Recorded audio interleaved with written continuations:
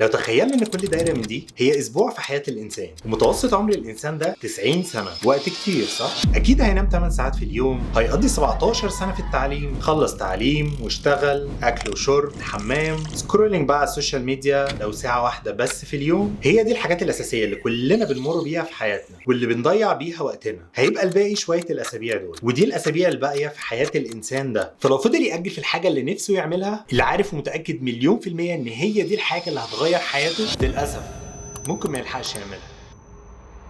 بس طالما انت لسه عايش يبقى في امل، واكيد فهمت ان سبب المشكله دي هو التسويف. ففي الفيديو ده هقول لك ايه هو التسويف، ليه الانسان اصلا بيسوف، انواع الاهداف اللي بتخلي الانسان ياجلها، وفي اخر الفيديو هقول لك حل سحري عن موضوع التسويف ده وازاي تنهيه من حياتك تماما. من وانا صغير وانا دايما عندي اهداف واحلام وحاجات كبيره جدا عايز اعملها، بس للاسف ما عرفتش اعمل اي حاجه منهم لحد ما وصلت الجامعه. وهنا بقى كانت الوقفه مع نفسي اللي قررت فيها ان مش هفضل اعيش كده، وقدرت افهم اللي انا بعمله ده واللي خلاني سنين ما احققش الحاجه اللي انا نفسي فيها او الاهداف اللي انا عايز اعملها هو التسويف. طبعا مش اول ما عرفت ان هو ده السبب خلاص حياتي بقت احسن بكتير وعملت كل حاجه نفسي فيها، لا، خدت خطوات وخدت حاجات كتيره جدا، بدات اعدي بمراحل واحده واحده واحده واحده، احدد هدف صغير، هدف اكبر، هدف اكبر، لحد ما بقيت قادر الحمد لله اقدر احدد واوصل لاهداف كبيره. قدرت ان انا اتعلم انجليش من على اليوتيوب واوصل لمستوى كويس جدا يأهلني ان انا اشتغل كول سنتر بالانجليش في فودافون يو كي. ذاكرت HR ونزلت تدريب صيفي واشتغلت في شركه كنت انا اللي ماسك المكتب لوحدي. قدرت اعمل كونفرزيشن كلاب وابدا اعلم الناس ان هم ازاي يمارسوا اللغه الانجليزيه. اتعلمت مزيكا، ازاي العب جيتار، بدات ادي برايفت سيشنز اعلم الناس جيتار برضو. قدرت ادور واعرف ايه هي موهبتي والحاجه اللي انا بحبها، وعملت شيفت من مجال دراستي وبدات اشتغل في المجال ده وشغال فيه بقالي اكتر من 5 سنين دلوقتي. فانا حاسس بكل واحد عنده احلام واهداف كبيره جدا عايز يحققها ويوصل ليها، بس دايما بيقع في دايره التسويف. فمحتاجين في الاول خالص نفهم ايه هو مفهوم التسويف. التسويف هو تأجيل متعمد او تأخير غير ضروري لمهام او اعمال معينة، حتى مع معرفة وجود عواقب التأخير ده السلبية، ودايما بيبقى جاي مع شوية مشاعر كده مش لطيفة زي القلق وتأنيب الضمير والخوف. يعني مثلا عندك امتحان الشهر الجاي، فبتبدأ تقول في دماغك انا محتاج اذاكر الكتاب كله، محتاج اخلص كل الملازم، محتاج اخلص كل المنهج وكل الامتحانات وابقى مستعد 100% للامتحان. ودي اول نقطة وهي الكمالية. الكمالية بتخليك ان انت مجرد ما تحط هدف في دماغك تبدا تحط لك خطوات كتيره جدا انك توصل للهدف ده، وده مش صح. فعقلك بيبقى شايف علشان يحقق الهدف ده هيعمل مجهود كبير جدا، وعقلك مصمم ان هو يريحك، يحميك من الخطر، فاي مجهود كبير ده بالنسبه له خطر. فتاجل المذاكره تماما، فتبدا تسكرول على السوشيال ميديا، تنزل مع اصحابك، تتفرج على افلام، تعمل اي حاجه ملهاش اي لازمه غير الهدف الاساسي ان انت تذاكر. تبدا بقى تعمل في جدول، تظبط المكتب، تروق الاوضه، تقول هطبق بالليل، فتسهر، فتتعب، تقول هنام واصحى بدري، فتبقى مش صاحي كويس، فتقعد تقلب شويه على السوشيال ميديا، تقعد تشتكي، تقعد تخرج مع اصحابك. كل دي دايره بتفضل تلف فيها لحد ما توصل لليوم الاخير في الامتحان، فتبدا تعمل اي حاجه وتذاكر اي حاجه تقدر عليها بسرعه جدا وتنسى في الكماليه تماما وتروح الامتحان. المرحله الاولى من المشاعر السلبيه اللي انت بتحسها هي القلق. قلقان شويه، حاسس ان الامتحان قرب وانت لسه ما ذاكرتش وما عملتش اي حاجه، فبالتالي بتبدا تعمل اي حاجه علشان بس تخبي الاحساس بالقلق. اول لما الامتحان يقرب وتحس ان انت مش جاهز ومش مستعد، بتبدا تحس بخوف قوي جدا. ده اللي بيخليك تبدا تذاكر وتلملم اي حاجه تقدر عليها قبل الامتحان بيوم. بس بعد الامتحان ما يعدي وتحس ان انت ما عملتش اللي عليك، بتبدا تحس بتأنيب الضمير. وهو ده مفهوم التسويف واللي بيحصل اول لما تبدا تحط هدف في حياتك، وطبعا كلنا عدينا بالمراحل دي. خلينا هنا بقى نتكلم عن نوعين من الاهداف. اول نوع زي الامتحان كده بالظبط، اللي هو حاجه معروف ميعادها وانت بتبدا تستعد ليها، او ما تستعدش لحد اخر يوم. دي بتبقى اهداف احسن شويه، بحيث ان انت بتبقى عارف ان في هدف معين انت لازم توصل له في وقت معين، فكون ان في ديدلاين فدي حاجه بتزقك ان انت تبدا تشتغل على الهدف ده اذا كنت عايز او مش عايز، بمزاجك او غصب عنك، حتى لو في اخر وقت، بس على الاقل بتعمل حاجه. هو اسمه كده ديدلاين، اللي هو لو عديت الوقت ده خلاص مفيش فايده. والاهداف دي اللي بتخلينا نبدا ننجح في المدرسه، ننجح في الكليه، نشتغل، نجهز لميتنج في الشغل، علشان كلنا عارفين ان لو ما سلمناش الشغل ده في الوقت ده ممكن ما نقبضش وما نكملش في الشغل ده، او لو ما ذاكرناش حتى لو اقل حاجه وعدينا بس من الامتحان ممكن نسقط ونعيد السنه. فالاهداف اللي ليها ديدلاين هو ده اللي بيزقك انك تعمل اي حاجه. النوع الثاني بقى والاخطر هي الاهداف اللي ملهاش ديدلاين، زي انك تطور نفسك من الانجليزي، تذاكر برمجه، تخلي بالك من صحتك، تظبط عادات معينه مثلا في يومك، تبطل سجاير، تكون انسان جديد، تروح تشيل حديد، وانزل الوكاله اجيب قميص نظيف.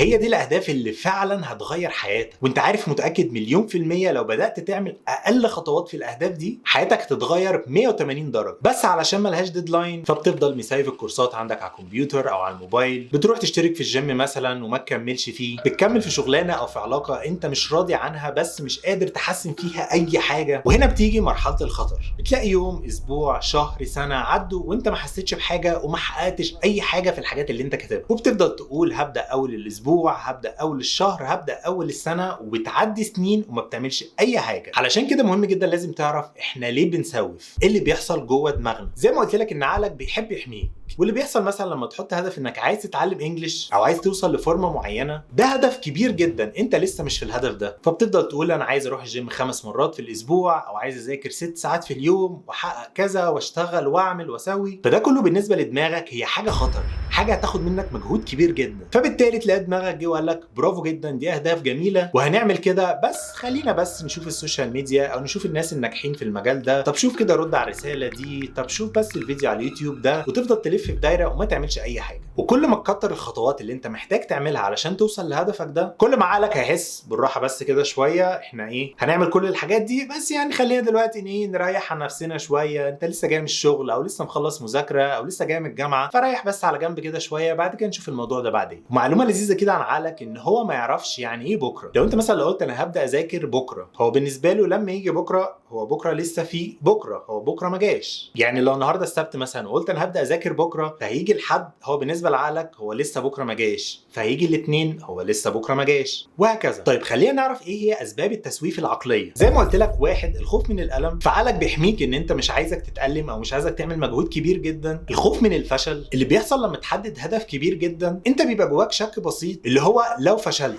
يعني لو فضلت اعمل كل المجهود ده واذاكر واشتغل واروح الجيم وفي الاخر ما وصلتش لحاجه، وده مش حقيقي. مفيش حاجه هتبدا تعملها حتى لو حاجه بسيطه جدا هتخليك شخص فاشل. بالعكس، طول ما انت بتطور نفسك، اذا كان في لغه او بتطور جسمك او بتشتغل على حاجه معينه في شغلك، ابسط الحاجات هتفيدك في حياتك. وابسط الحاجات البسيطه اللي انت بتعملها كل يوم على مدار سنه مثلا هتلاقيك وصلت لحاجه كبيره جدا. وطبعا علشان انت خايف تفشل فبالتالي بتعمل خطه ما تخرش الميه، فبتدخل في دايره الكماليه، والكماليه دي هي اللي تخليك برضو ما تعملش اي حاجه، علشان هتبقى عايز تعمل كل حاجه في وقت مش منطقي تمام. وسبب كمان عدم وجود لذه فوريه او متعه بسيطه وانت بتعمل الحاجه دي في الاول تشجعك انك تكمل. يعني مثلا لو رحت الجيم النهارده اول يوم، مرنت تمرينه، راجع جسمك متكسر تماما، هتيجي هتبص في المرايه مش هتشوف اي فرق. تاني يوم مش هتشوف اي فرق برضه. تالت يوم بعد اسبوع مش هتبدا تشوف اي فرق غير بعد مده مثلا شهر، شهرين، 3 شهور. فبتحس ان انت بتعمل مجهود كبير جدا في الاول وما بيوصلكش لحاجه. نيجي بقى للحل السحري اللي هيخليك ازاي تنهي التسويف تماما من حياتك.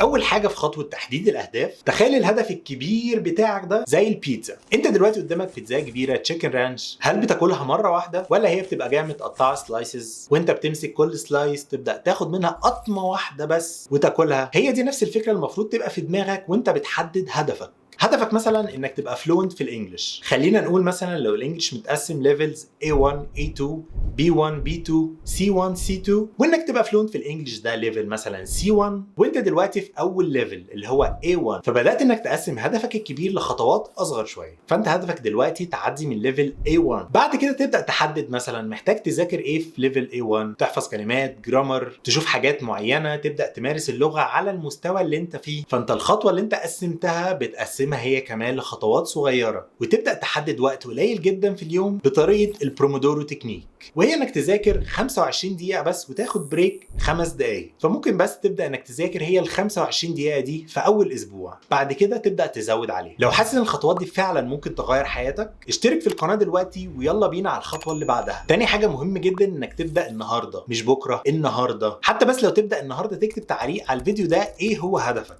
وتبقى ترجع كل شويه للكومنت بتاعك ده وتشارك معانا وصلت لقد ايه في هدفك ده. ولو قدرت تقول لنا ايه هي ابسط الخطوات اللي تقدر تعملها خلال الاسبوع اللي جاي علشان توصل لهدفك ده. الخطوه الثالثه ودي حاجه مهمه جدا برضه لازم تعملها، وهي انك تبعد عن المشتتات. لو قررت مثلا انك تذاكر 25 دقيقه، فمعلش في ال 25 دقيقه دول ابعد الموبايل عنك تماما، حاول تبعد عن مكتبك اي مشتتات، تقعد في مكان تبدا تركز فيه بس ال 25 دقيقه دول، 25 دقيقه بس، وارجع بقى للتيك توك والفيسبوك زي ما انت عايز. الخطوه اللي بعد كده حاجه عقليه شويه بس مهمه جدا تعملها، وهتساعدك بنسبه كبيره جدا انك توصل لهدفك. هي انك تغمض عينيك وتبدأ تتخيل نفسك وصلت للهدف ده. لو هدفك مثلا انك تتكلم انجليش، تخيل نفسك وانت بتتكلم مع حد بانجليش بكل ثقه من غير ما تتردد. هدفك توصل لفورمه معينه او جسم معين، برضو تخيل نفسك انك وصلت للهدف ده. حط صوره الفورمه اللي انت عايز توصل لها على الموبايل عندك. الحاجات دي كلها بتخلي عقلك اللاواعي يركز على هدفك ده ويحسسك ان انت وصلت ليه، فبالتالي سهل عليك كل الخطوات انك توصل للهدف ده في الحقيقي مش في الخيال. فانت هنا بتشتغل على 2 ليفلز، ليفل منتل او ليفل عقلي، انك بتظبط افكارك، بتظبط مشاعرك، بتظبط خيالاتك وصورتك الذهنيه عن نفسك. تشتغل في ليفل فيزيكال، ان انت فعلا بتذاكر، ان انت فعلا بتتمرن، فبالتالي بتبني هويه جديده لنفسك. فالخطوه دي علشان تبني هويه لنفسك او نيو ايدنتيتي، محتاج جدا تقرر في دماغك ان انت خلاص الشخص ده. لو هدفك انك تظبط صحتك، قول على نفسك انك دلوقتي شخص رياضي. لو انك تتعلم مثلا برمجه، ابدا قول على نفسك ان انت في طريقك انك تبقى مبرمج كبير جدا. الايدنتيتي دي برضه انك تبدا تبني هويه جديده لنفسك جوه عقلك، واحده واحده بتبدا تتجلى في الواقع اللي انت فيه. خطوه اخيره ومهمه جدا، انك تسامح نفسك. كلنا أجلنا كتير وضيعنا وقت في حاجات ملهاش أي لازمة، بس عادي، سامح نفسك على كل الوقت اللي عدى ده، واستغل الوقت الحالي اللي معاك واللي جاي في المستقبل، إن يبقى على الأقل الوقت ده ماشي بإرادتك أنت، مش بيعدي في إنك بتضيعه في أي تفاهات وخلاص. حاجة مهمة جدا لازم تبقى عارفها، إن الإنتاجية وتطوير الذات مش دعوة إنك تشقى أو تفضل تجري ورا أهداف وخلاص، لا، التوازن مهم جدا. خلي في وقت إنك تسكرول على السوشيال ميديا لو بتحب تقلب على السوشيال ميديا، إنك تتفرج على أفلام، إنك تنزل مع أصحابك، إنك تلعب فيديو جيمز، إنك تعمل أي حاجة أنت بتحبها، بس بوعي. تبقى انت محدد الهدف ده بوعي، وعارف انك في الوقت ده انت مثلا بتبسط نفسك او بتعمل حاجه انت بتحبها. ما تبقاش انت يومك كله ماشي كده وانت مش عارف وقتك رايح فين. بس برضه نخليك عارف التسويف ده مش عيب فيك، هي بس عاده انت اتعودت عليها. مجرد ما تبدا تطبق عكسها في حاجات بسيطه جدا، ويبقى العادي بتاعك انك بتنجز وبتحقق اهدافك، هتبدا تتخلص منه تماما.